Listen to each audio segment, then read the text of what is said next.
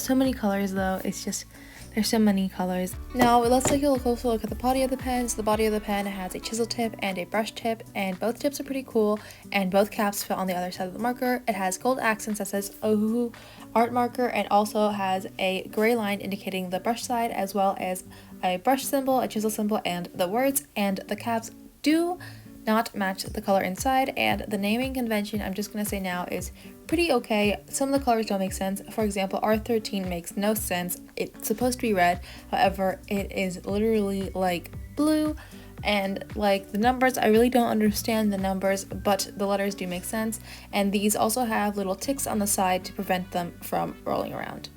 On the topic of pen body, let's talk about how these pens have a turnable nib. So like if your brush nib gets kind of like frayed or anything, you can always just take it out and just flip it and turn it back in and put it in the opposite way. There's two tips in one pen, so that is something really cool about these pens, is that you can kind of take it out and then flip it, and it is kind of a struggle. And I would definitely recommend using like tweezers or gloves. Maybe not tweezers because you might ruin the brush, but definitely gloves, because if you don't, then you'll get ink all over your fingers like I did, as you can see, very inky fingers. I also wanted to see if this would work with the chisel tip, because it worked pretty cool with the brush nib. And the chisel tip, it does come out. The chisel nib will come out if you pull it out. However, I do not think that you can put it in the other way, considering the shape. However, this does lead me to believe that even though these are only available for individual sale and they don't come with refills for the colors, you can buy inks from other companies and put it in here, and also maybe even tips from other companies and put them in here. I haven't tested that out, but it could be a possibility. So I'm going to be swatching these with the chisel tip. I'll try out the brush tip a little later, but I wanted to use the chisel tip for this because I feel like it would be neater. This swatch key actually seems somewhat in order. I did mess up some of the swatches by putting the wrong color in the wrong spot. However, all of these colors do seem pretty vivid and bright. There aren't very many lighter colors. There are more darker colors, although there are some lighter colors in this set. However, there are also lots of vibrant colors, and I think that in the rainbow there is a good mix of blues and reds. However, I do think that there's a lot of like reds in this set, as well as lots of greens in this set, and there aren't as many like, I don't know, like purples or like pinks. I mean, there are very dark pinks, but there aren't as many light pinks. And like looking at it, there's just not that many purples in here, and comparatively speaking, there's not a lot of blues either. So now we're going to blend the markers, but first we're going to test them out for layering. So sometimes with the brush markers, what you can do is you have to build up the color. So you put one color, and then if you put the color on top of it again, it will become darker. However, you have to wait for the color to dry a little bit, because you know that's kind of why it's like so flat even if you're layering, because if you're not, you know, layering while it's dry, then it will kind of blend in with the other one. The color will build up still, but it will just like blend nice. I don't know, but you can get flat color, but you can also layer with alcohol markers. So here I'm just testing out both the brush pen and the chisel tip, and I was able to get up to 8 layers with this really nice light color, and the layers kind of blended out pretty smoothly. With the brown, however, I used the chisel tip, and I was only able to get like 6 layers. However, only like 3 or 4 of them are really actually apparent, so it was kind of hard to tell that there were actually different layers at all in the brown with the chisel. So different colors. Also, after experimenting with the art, which will be on later in the video, but later on I could definitely tell that, you know, the chisel tip was definitely different, but also that different colors could layer a different amount and would like kind of show up more or less prominently. So like sometimes when you would layer a color on top of the other color, it would be like a lot darker, so it would just kind of like stick out, and it was kind of like weird like that. So that's next I decided to blend RP6, RP1, P1, and P2 all together with their brush nibs with both the colorless blender and the without it. Here's something I actually learned from a video by Oliver Antics, is that you're supposed to put the colorless blender first and then color over it, kind of like how if you want to blend kind of watercolors easier, you put the water first and then blend it. You don't put water afterwards. I mean, you can do it afterwards, but it will lift up the color. It's kind of the same here. I guess it's just kind of putting alcohol down. But my thoughts were that without the brush, without the colorless blender, it did blend pretty nicely. After waiting, the blend looked better. However, there were a few little streaks here. However, with the colorless blender, everything kind of just blended with each other, and it looks a lot nicer. I did notice with the RP6 and the RP1 and the P1 as well, it was a lot easier to blend. The RP1 and the P1 did have a few streaks, and then the P1 into the the P1 into the P2 was a little bit harder. So for the chisel blend, I decided to use Y3, Y4, and YR3, and honestly, this kind of looked like a candy corn in the beginning, but then it kind of looked like a sunset at the end.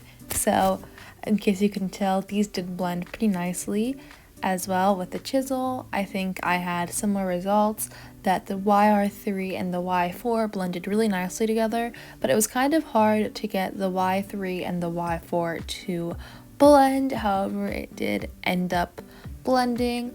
And then I used it with the colorless blender, and I think it was easier to blend. I think the colors came out a little bit lighter, but it ended up looking the same at the end.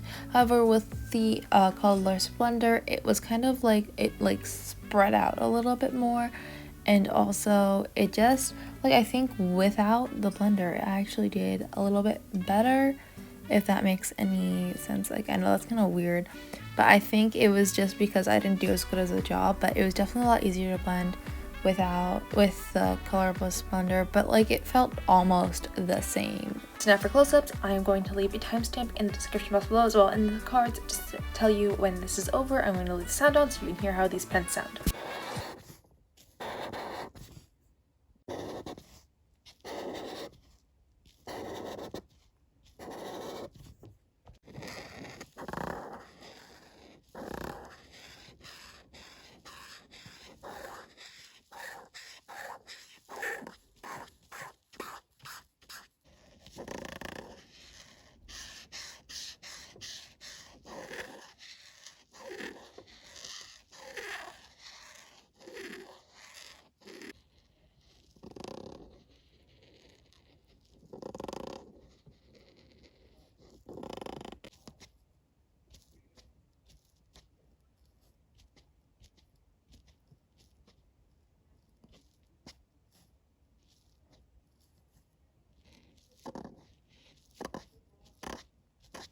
So now to start the thumbnail sketch, as you can see, I already drew it off camera, and now I'm just coloring in it to see what colors I want on here. And the colors that I am using, I swatched on the side with writing their color names on top of the swatches, and I just kind of did this to kind of see what colors I want to use and where I want to do this. And I did this on the paper that I'm using for the sketch is the Artist Loft academic grade paper, and it's pretty much just normal paper, just slightly thicker than copy paper, and I guess it's pretty good for sketching.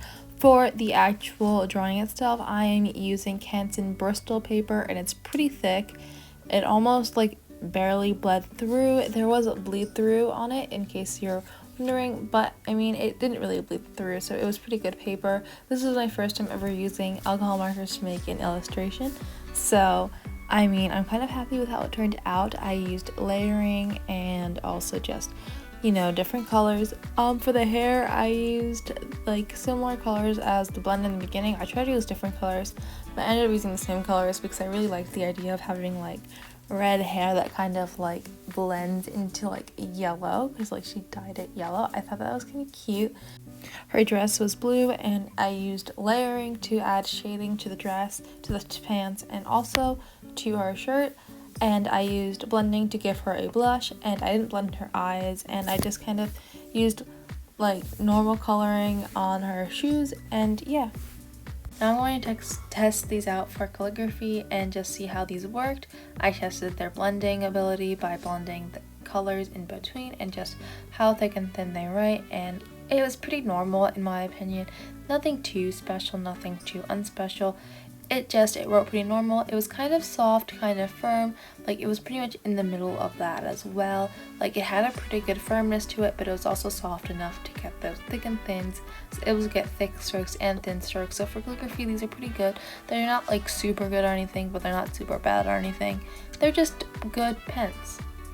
So I blended 17 colors together in this gradient by first putting down the colorless blender in the area I wanted to blend, and then blending the RP6, P1, R7, R5, R1, Y4, Y3, GY7, GY4, GY3, G2, PB10, PB8, PB2, R13, P5, and P2.